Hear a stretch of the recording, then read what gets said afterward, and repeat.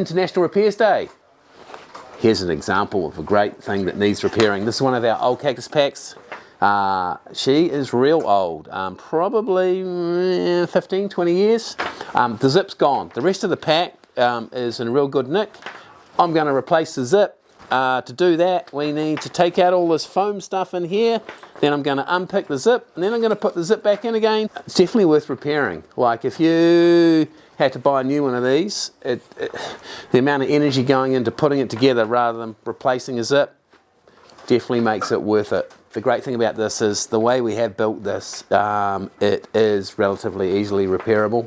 Bottom line is, it's just much better practice to build products that can be repaired, and this is a great example of a really old bag where we can easily replace the zip and it can go on for another 15 years.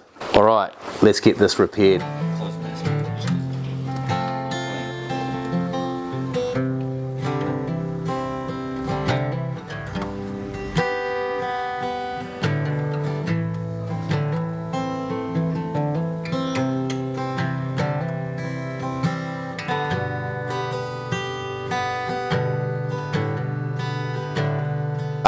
We got the zip out and I put a new zip in. I've used our special staple machine. Really handy when you're trying to hold a bit of work in place but you can't see it. And then you can put the stitches back in the same holes, or close to the same holes.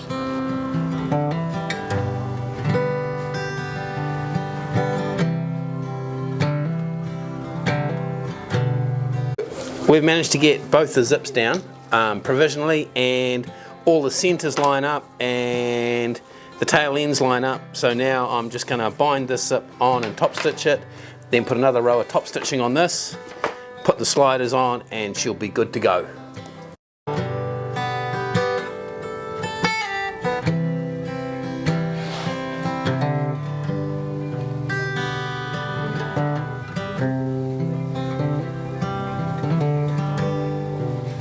All back together, just got the divider and the foam to go in.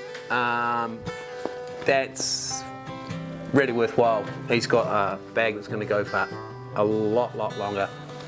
Zip replacement, definitely worthwhile. Repairing stuff's good. Everyone should do it.